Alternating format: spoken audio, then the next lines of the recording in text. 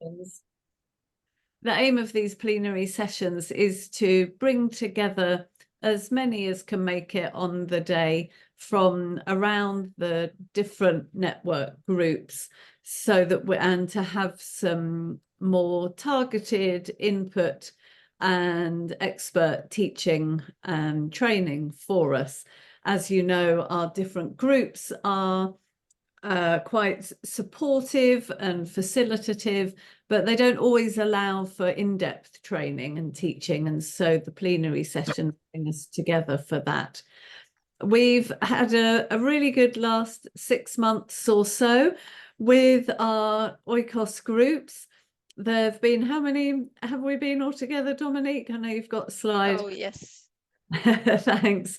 We've had 18 groups running over the last 6 months with 84 people from 37 different countries, 9 groups in English, 4 groups in French, 5 groups in Spanish. I've been facilitating one with participants from the US, South Sudan, South Africa, Nepal and India, and it's been such a pleasure to be meeting together and to be hearing from one another and supporting each other. And so very pleased that some of us are able to join together in this plenary in this way. And as you've seen, it's being recorded, so others who aren't able to make it are will be able to watch it back later. Dominique, maybe you can just stop screen sharing for a moment. Fabulous, just so we can see each other. Hi, just take a moment to have a look around at your screen and to see who is there. I already know we've got people from all around the world, and it always amazes me whenever we do join together that we are able to do this in this way and meet with people from across the world, all of us who care deeply about taking care of this amazing world that God has made. Just to remind us, the idea, the concept behind the Oikos network comes from this word oikos, which is the Greek word from which we get economy and ecology. And the oikos is for all of us who care about our common home and want to be more effective and to be supported and encouraged as we do that. And certainly in the group that I've been a part of over the last 6 months, we've really seen that happening. So I'm really pleased that we've got some expert input for us now. Dominique, we could share the screen again, and I want to introduce to you Richard Serrano and Clark Bass. Before I do that, let me say that there is interpretation that is available. Richard is going to be speaking in Spanish, and so if you go to the bottom of your screen, you'll see a little button that has just magically appeared called interpretation. Please click on that and click on the English button for those of you who want to hear Richard translated into English, and then we'll be able to hear each other. So I'm delighted to introduce Richard, who is the theology advisor, excuse me, the theology advisor for Latin America and the Caribbean for Tear Fund. And then we'll also be hearing from Clark Bass, who is a theology development officer from Tear Fund. And thinking about the way that Oikos is the root for both ecology and economy, it seems absolutely right that we spend some time digging into an economic and environmental theology. And that's what we're going to be doing today. We'll be hearing from them, and then we will divide into groups for some discussion, and then there'll be time to ask Richard and Clark questions as well. So, Richard, let me hand over to you. Thank you, Ruth. Hi, everyone. Thank you for this invitation. I am delighted to share with you not only a theological research and a resource, but also a process of dialogue, listening, and learning that was particularly enriching due to its unconventional approach. For Tierfund, theology has always been fundamental, shaping what we do, how we do it, why we do it, and with whom. Consequently, Tierfund is widely recognized for its resources that bridge faith and development. Several years ago, Tierfund recognized climate change and environmental justice as urgent concerns for this era. However, addressing economic poverty alongside these issues necessitated bridging two often segregated realms: environmental justice and income generation. Thus, our EES priority emerged, leading to the development of a theological framework to guide how we perceive, discuss, and engage with these issues. While Tierfund has always approached theology with great seriousness, it's fair to say that most of our major theological frameworks were developed in the global north, occasionally incorporating insights from elsewhere. However, this time, we deliberately chose to develop the EES framework primarily by listening to and learning from the voices of church communities with whom we partner in Latin America, Africa, and Asia, as well as from the global north. In recognizing that the global north has much to learn from the global south on this topic, we sought to be open to theological perspectives that are often marginalized. This initiative presented a unique opportunity to pilot a theological research process with a genuine decolonial spirit. While this longer route presented numerous challenges, including regional consultations across Latin America, Africa, and Asia, involving theologians, women, youth, indigenous communities, people of color, and practitioners. It was essential for ensuring diverse perspectives were represented. Additionally, we encountered challenges such as the need to adapt our methods due to linguistic and cultural differences, and the unforeseen impact of the COVID-19 pandemic, which forced us to pivot to virtual engagement. Integrating the diverse reports while respecting the unique cultural context proved more challenging than anticipated. Despite these challenges, I can confidently assert that without this unconventional process, we would not be able to present what we are sharing today. Each region contributed unique insights reflecting the distinctiveness of their context. Parallel exploitation of women and the earth in Latin America, reclaiming abundance and prosperity in Africa, advocating for interfaith dialogue in Asia, and recognizing the centrality of lament in the global north. Before we proceed further, I want to dedicate this public launch and accompanying resources to all those who participated in this collective effort of dialogue and learning. Many of you are present here today. Thank you. Your time, insights, wisdom, and critiques have been invaluable and have made all the difference. The paper is structured into three main sections: environmental theology, economic theology, abundant community theology, which integrates economic and environmental dimensions. In the economic section, In our research consultations worldwide, we explored biblical understandings and responses to modern economics. Unsurprisingly, capitalism sparked passionate debates with diverse perspectives, ranging from viewing it as the best mechanism for poverty alleviation to considering it incompatible with Christianity.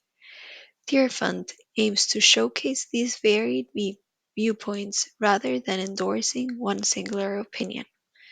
However, we feel it is crucial to critique the excessive reliance on the gross domestic product, the GDP, as an indicator, which often prioritizes profit and consumption over social and environmental well-being. Instead, we advocate for a more holistic definition of progress, encompassing factors such as reduced power imbalances, ecological health, social capital, political participation, security, especially for women. Our economic proposals include addressing structural injustice rather than solely relying on charity, utilizing holistic economic indicators like the Happy Planet Index, and embracing a theology of grace and gift giving, where resources are shared freely as God gives to us. There is much more to discuss on this topic, but for now, this sets the stage for the third part of the paper. Now I'll hand over to Clark to continue this discussion. Thank you so much. Great. Well, thank you so much, Richard, and thank you so much, Dominic, juggling a few things there. Doing interpretation, live interpretation is not easy at the best of times, and juggling that alongside slides and things. So thank you. Well done. Really good to be with you all. Thank you for all of this time. I'm hoping this is interesting and helpful to you. Really good to see some familiar faces joining today. I see Cookie, I see Deborah. I think, Deborah, you've seen this before, so hopefully seeing it a second time is okay. Ben, I know that you've seen this before, but hopefully engaging with these conversations again and again are maybe interesting and helpful. Again, as was said in the beginning, my name is Clark Bass, and I'm the Theology Development Officer at Tearfund, and I live on the south coast of England in the UK. So I think you can jump to the next slide. I'm going to carry on with the environmental section now. So one of the big issues that came up again and again in our research around the world, this research that Richard's done such a great job of introducing, something that came up again and again in different ways was the issue of what we might call dominion theology. This theology draws, as you may well know, from Genesis chapter 1, verse 26, the language of have dominion over. It has been hugely influential in Christian history in shaping our relationship to and our impact on wider creation. I think it's fair to say that so devastating has our impact been in many cases that respected historian Lynn White argues that Christianity is at the root of our ecological crisis. Christianity is at the root of our ecological crisis. The Abundant Community paper argues that we need to reckon with and acknowledge the impact of Christian dominion theology. As the church, we inherit today a dark legacy of contribution towards humanity's exploitative and extractive relationship with the earth. But also we need to rethink this interpretation of those texts, which many scholars have pointed out can more helpfully be translated to speak of the need for humans to care, to preserve, to keep, or to watch over wider creation. We can jump to the next slide, thanks.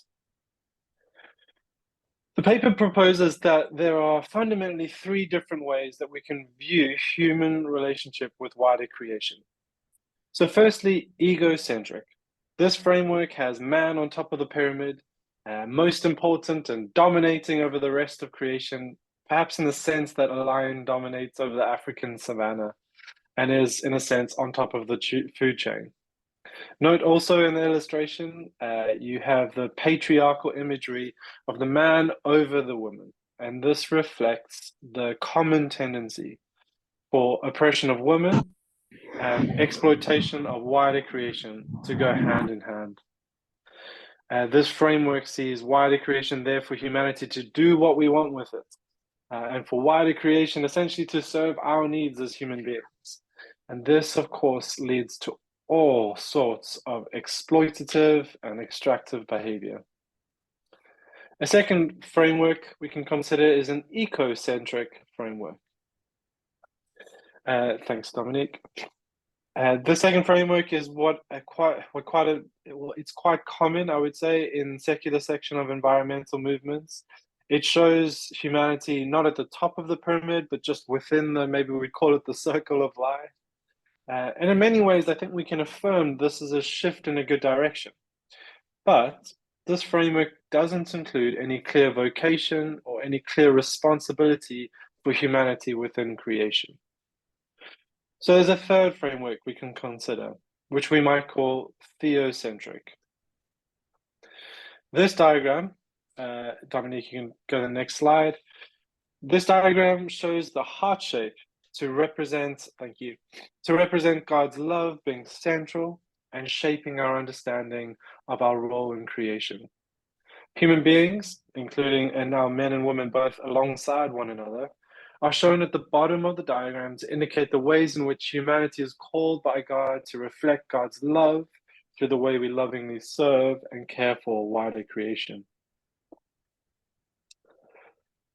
In bringing together economic and environmental theology, we wanted to offer one cohesive framework that connects well both fields of work that genuinely emerged within our consultations and which we heard in the Global South, and which also reflect Teofan's theology and mission. And so we've landed on what we are now calling abundant community theology. And we've got a short animated video, which hopefully we can play now in a moment. It's also available for free on YouTube. In a little bit, I'll put a link in the chat to a webpage which has the resources, the papers in English, Spanish, French, and Portuguese, and it has a few other resources, including this animated video. So why don't we play the video and I'll pause for a moment. Thanks, Dominique. As Christians, we all want our faith to have an impact on our lives, on the lives of those around us, on our societies and economies, and on wider creation. But how we see the world affects whether that impact is helpful or harmful. Our mindset determines what we think it means to be human in this world, and how we relate to one another and the wider creation. Let's consider two mindsets we might have. A scarcity mindset means we see the world through a lens of lack or shortage. We live as though there is not enough for everyone. Economic markets become places where people compete for limited resources.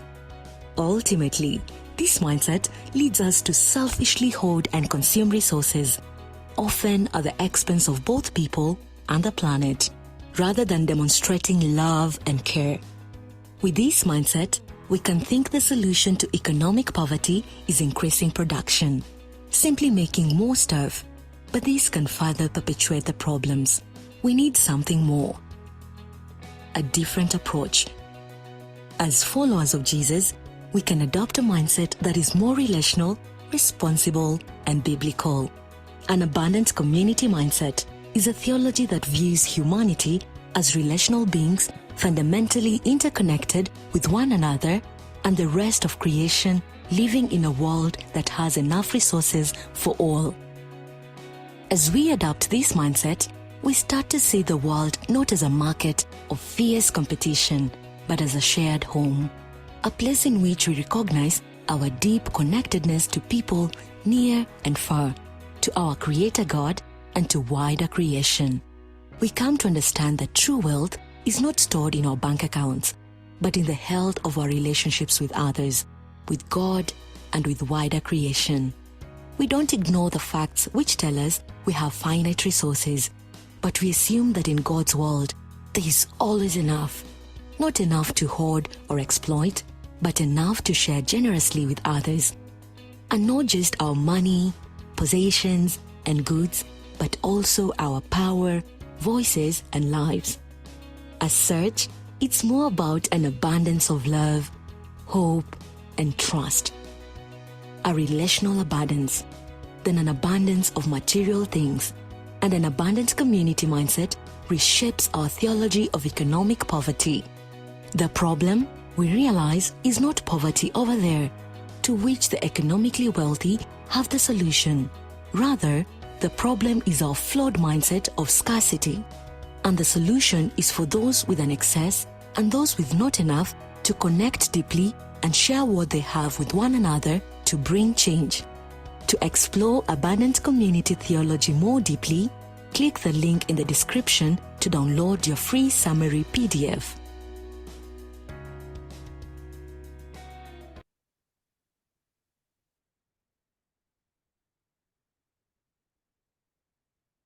A script.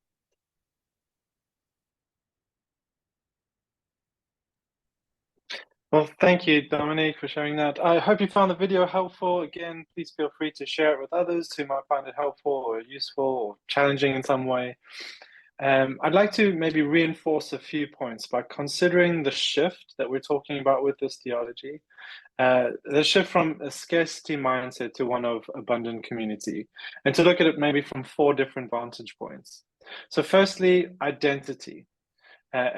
Dominic, just a heads up, you might need to just sort of click the way through as I talk here. But identity is as a first vantage point. In a scarcity mindset, identity is understood primarily as individualized and consumeristic. Whereas in an abundant community mindset, identity is understood as being interconnected and relational. And we see this type of thinking about identity in things like Ubuntu in Africa, this notion of I am because we are, and in other places in Latin America, the notion of buen vivir, where identity is formed more communally.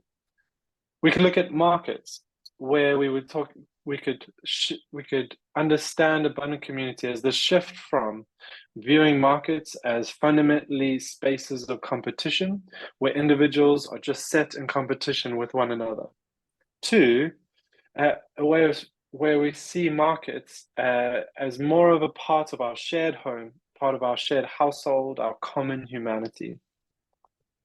Thirdly, considering lifestyle, we can consider a shift from selfishly consuming, accumulating, and extracting and exploiting to sharing generously and caring genuinely, both locally and globally. And then a shift in what we might think the solution should be to the problems that lie behind poverty, inequality, and environmental breakdown. Here we could consider a shift from simply needing more production and seeing that as the total solution, to the sense that we need to have better distribution.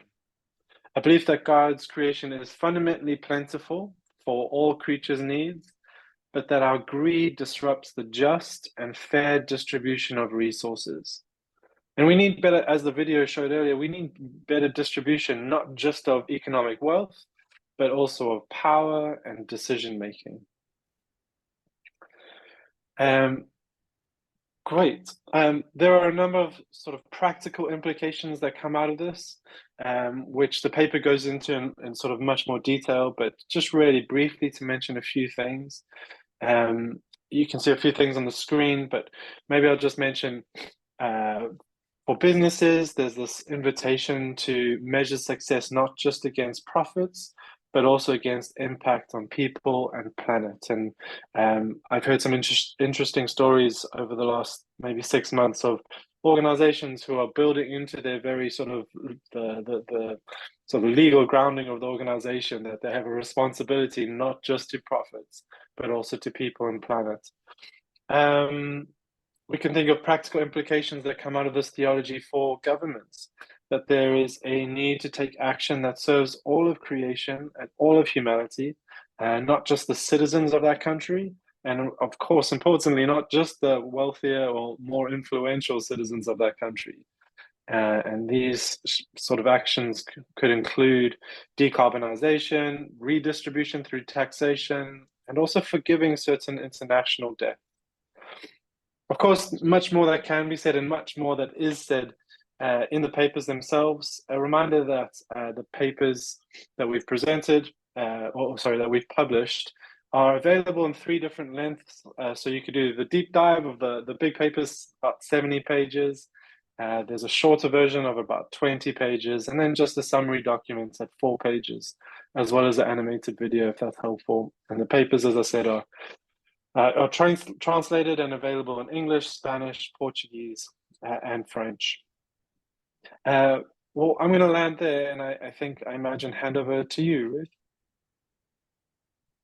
Brilliant. Thank you so much. Thank you to Richard, and thank you to Clark for taking us through in a very brief form the abundant community theology. As Clark has said, there's a much longer document that undergirds all of this, and both Richard and Clark could speak for a lot longer and in a lot more detail around this, but we wanted just to give you a bit of a taster for what is in it. So thank you. And we're going to break out into some groups to look at these couple of questions. How does the abundant community theology resonate with your own reality? So resonate with your own life, with your own thinking, with your church situation, with the ministry that you're doing. This theology thinking can undergird it. And how does it relate and resonate to that? And then secondly, what are your main takeaways from this talk? What are the things that particularly struck you and that you want to take away with you? We're going to put you into groups for 10 minutes, and then we'll come back and there'll be some time to ask Richard and Clark questions. And it may be that you want questions around more of the detail, remembering they just gave you headlines for each point. And it may be there was something that you thought, oh, that sounds interesting. I'd like to know a bit more about that. And anything that you would like to ask about that came from listening to them or comes from your discussion. So we're going to put you into groups now, and we'll look forward to seeing you back again in 9-10 minutes.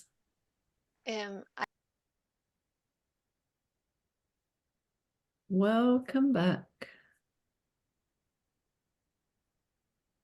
En inglés me toca traducir. Hola, welcome back. Good to see you. I hope that you've had some good conversations in your group. I'm seeing some nods, and Juliana, I think you're translating. Is that working or not? It's not, unfortunately. No, okay, that's fine. I'm sorry about that, but Dominique will translate any English. Well, you can translate both ways. So we want to give a short amount of time to questions and to open it up for any comments or questions that you would like to ask. Over to you. Hola. Hola, buen día. Yo les hablo desde Tarija, Bolivia. Y bueno, les digo que desde ahorita recién salió activada la traducción, así que hasta ahora pude activarlo. Ah, buenísimo. Qué dicha que ya funciona. So the translation to Spanish is working now. Sorry, it didn't work before.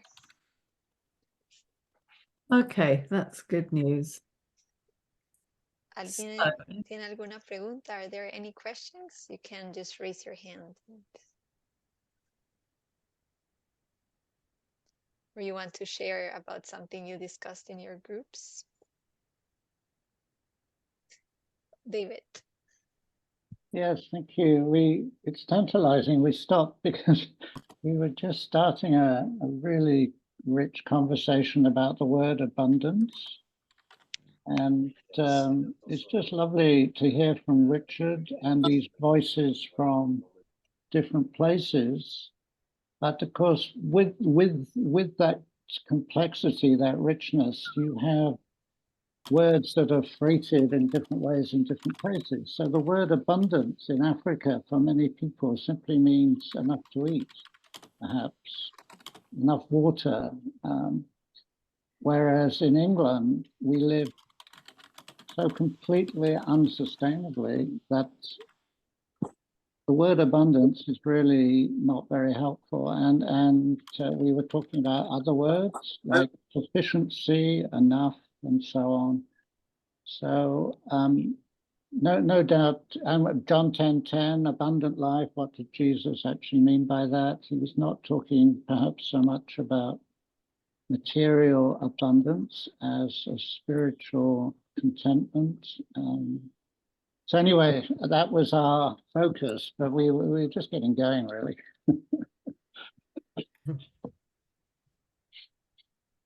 Thank you. Is there anything that Richard or Clark would like to respond to that on?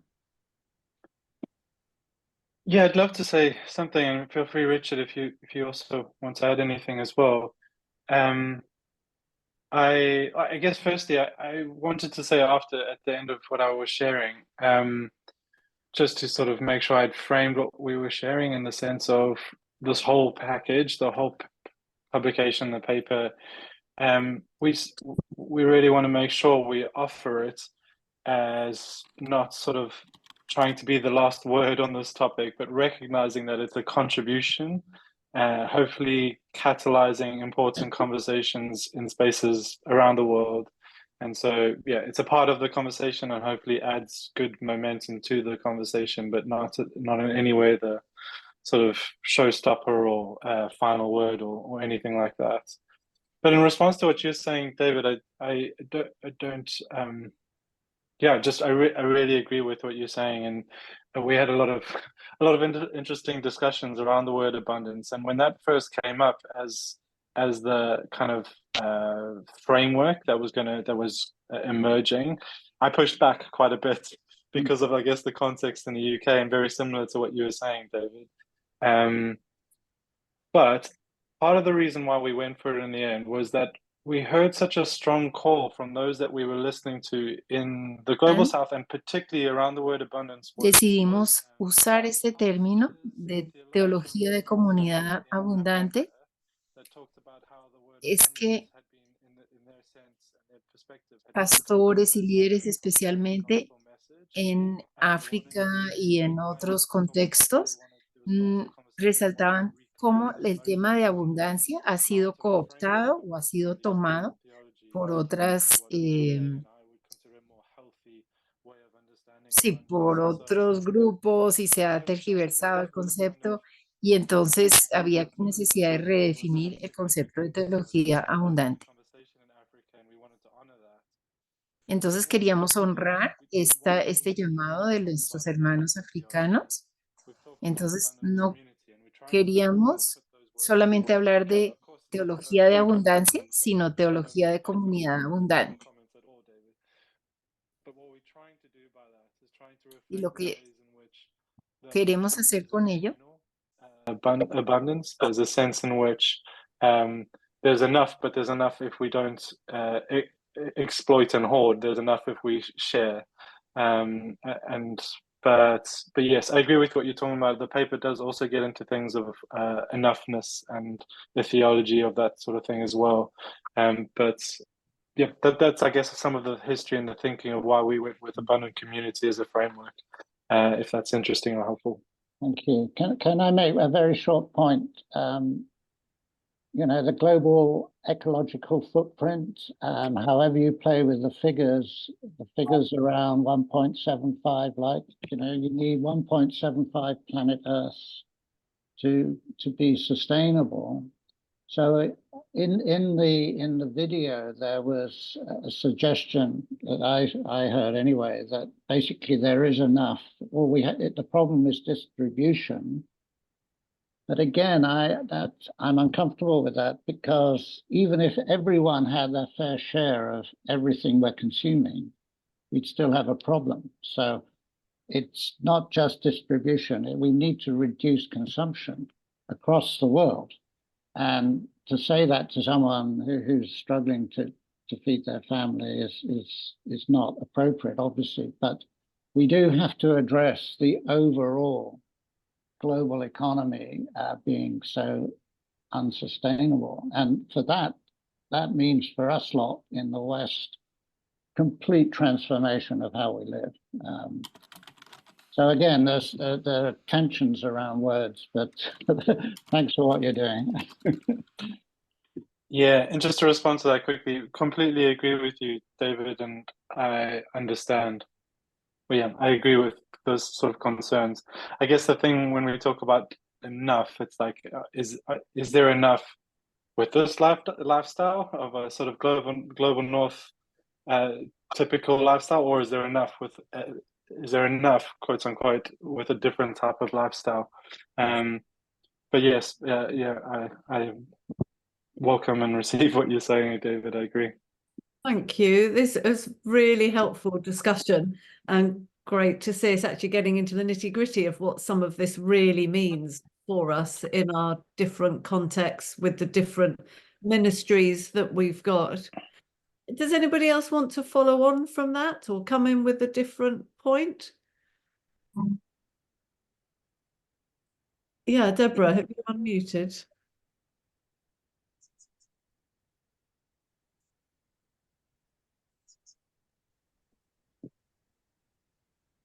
Deborah, can you? Yeah, sorry, I can hear you. I was part of David's group, and so, that was the line of our conversation. So I don't want to talk any more about that. I think it would be better to hear from another group who could bring another theme. But there was a good discussion we had on that. Yeah. So thank you. So is there any other comment or question that would like to come from another group? If not, may I ask everyone if they can to turn on their camera so we can take a quick picture? And thank you, Coffee. There was a sentence that resonated in that group there. Sharing does not make anyone poorer. Yeah, and that's a really challenging sentence. I've been doing some reading around Native American theologies and traditions, and that is definitely something that would resonate there with what I've been reading. So yeah, sharing doesn't make anyone poorer. Hola, buenos días. Good morning. Hola. Jamie, wanting to say something? Bien, agradezco a Dios por este importante espacio, este importante mensaje para este tiempo tan delicado que tenemos en nuestros contornos, en nuestros contextos sociales, porque no fuimos educados teológicamente cuando éramos niños en la teología del ambiente, de cuidar nuestra casa, la creación, la naturaleza que Dios nos dio. Y ya cuando vemos que nuestros cambios en el planeta, el ambiente, los cambios climáticos están afectando nuestra calidad de vida, nuestra salud mental, inclusive el tejido social, porque también los fenómenos naturales promueven migraciones, promueven problemáticas sociales, y hemos callado este mensaje de que la naturaleza gime esperando la redención de los hijos de Dios que que se levanten a favor de ella. Y hemos creído que la salvación es nosotros y no la naturaleza. Y creo que este es un momento especial para llevar un mensaje a los niños, una nueva generación, hasta que el Señor lo permita, desde allí, y replicarlo a nuestros jóvenes, adolescentes, fortalecerlo y consolidarlo en los adultos, en la iglesia, con programas que hagan tejido social, porque no solamente es llevar el mensaje, creo que la palabra abundante es integral, porque desde allí podemos no solo actuar a favor de, sino también generar sostenibilidad con la comunidad, generar sostenibilidad con la iglesia, hacer una interrelación iglesia-comunidad y mostrar el mensaje de Cristo desde otra perspectiva, la perspectiva que hemos callado quizás por mucho tiempo. Y de verdad que agradezco a Dios por este espacio. Como trabajador social que Dios me ha permitido ser, pues aprovecho este conocimiento y estoy dispuesto a aplicarlo donde Él me lleve. Muchas gracias a Oikos, a Tirpan. Dios les Muchas bendiga. gracias. So what Jaime is sharing with us is, first, he's very thankful for this space to learn about the abundant theology, because it is something that we didn't grow up learning when we were little, and so it's really important with all the problems we're facing right now to have this space and to learn about this theology and to share it with the kids, but also with adults that maybe didn't also grow up with this information. So yeah, thank you. Muchas gracias, Jaime. And now I'll hand over back to Ruth. Thank you. Thank you for those comments. I'm glad that you have found the conversation and the thinking behind the report helpful. Do please follow the link that I think Clark put a link in earlier that will take you to the report. If not, you can find it very easily online. Just search for Abundant Community Theology and you will find the different resources that are there. Our time has come to an end. I want to thank you so much for joining with us today. We have a mixture here of group participants and some facilitators. My current cohort, my group, has now come to its 6-month end, and I know others of you are in groups who will be coming to an end soon, and I hope you've enjoyed the time that you have had there. We're going to be starting a new cohort later on this year, and Dominique has put in the chat there where people can register. So if you know of others who you think will benefit from being in a group, please do pass it on. And just a note from my side, I'm in the process of leaving Tier Fund and leaving the role that I'm doing that enables me to run the Oikos network along with Dominique. So sadly, we are both handing that over, very gladly as well as sadly, handing it over to Arosha International with the support of Micah Global. And they are going to be taking it on and running it from now, which is brilliant because they have so many networks and so many links around the world. So you won't see many changes other than maybe some different names, but the network will continue, though we're going to be experimenting with some different group formats in the future. So please do stay in touch with us, stay in touch with the Oikos network. Thank you again to Richard and to Clark, and a massive thank you to Dominique, who has been doing so much with all of the tech and the translation, and it really helps this network to continue. Thank you very much, everybody, and have a good rest of the day. I think Richard wanted to say something in the end. Richard, was that Dominic, to say something? sí, decir brevemente que Ruth ha sido una persona clave en nuestra organización por años y quiero agradecerte, Ruth, en este espacio, tu dedicación que ha redundado en publicaciones, espacios de reflexión, activismo, transformación de comunidad y de vida. Gracias, Ruth. Dios dirija la próxima etapa de tu vida, pero muchas gracias. Y yo quiero pedir a quienes estamos acá usar algún icono para decirle, Ruth, gracias y Dios te bendiga en lo que sigue.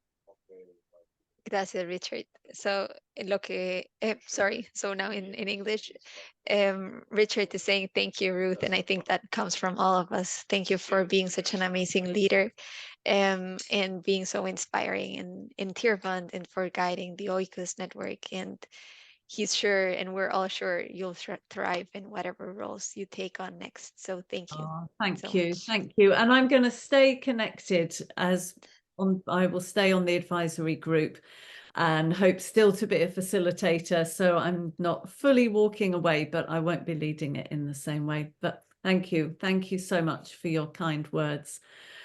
Blessings on you all. Thank you. Have a great rest of your day. Bye. Thank you. Bye.